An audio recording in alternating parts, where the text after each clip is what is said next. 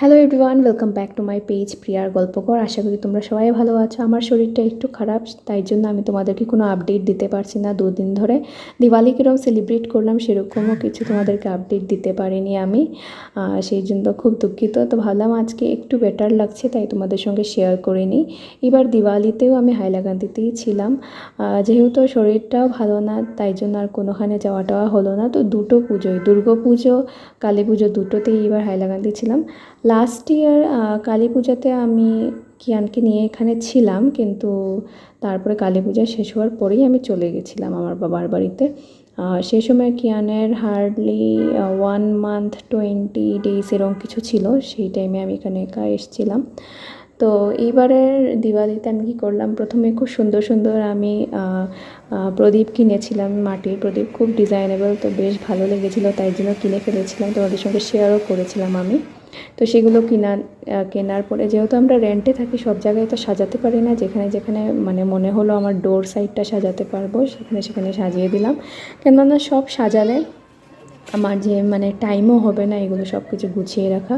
আগের থেকে আমাকে যদি কেউ ফলো করে থাকো তাহলে তোমরা জানো আমি কিভাবে প্রত্যেকবার রিলস শেয়ার করি, প্রত্যেকবার আমি ডেকোরেশন কিছু না কিছু করেই থাকি। কিন্তু যতদিন মানে যাচ্ছে এগুলোর থেকে আমি সত্যি দূরে সরে যাচ্ছি, তবুও কিছুটা পারলেও মানে অনেকটা অ্যাক্টিভ হয়েছে। লাস্ট ইয়ারটা খুবই দুঃখিত ছিলাম, কিন্তু এবারটা অনেকটাই বেটার। তো এইবার যখন ছিলাম, কিয়ানেরও ফার্স্ট মানে বম টম আওয়াজ এগুলো ভালোভাবে ও বুঝতে পারছিল, শুনতে পারছিল। আর আমিও একটু তারাবাতি এসব ফুটিয়ে নিলাম। দেখতেই পাচ্ছ আমি রিয়েল ভয়েসও কিছু কিছু দিয়ে রাখছি। আর কিয়ানও মোটামুটি সব কিছু লাইট টাইট এগুলো দেখছে।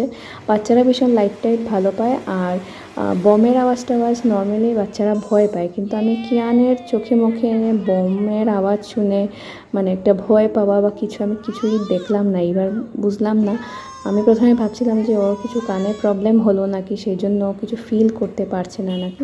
পরে দেখলাম না, এরকম কিছু না। আই থিঙ্ক ও মানে বমের আওয়াজটা ঠিক মতো বুঝতেই পারছিল না, সেই জন্যই হয়তো মানে ওইরকম কোনো রিয়াকশন, মানে ভয় পাইনি এরকম লাগলো। তো যাই হোক, এইভাবেই আমরা মজা টজা করে একাই আমার দিওয়ালি সন্ধেবেলাটা সেলিব্রেট করলাম।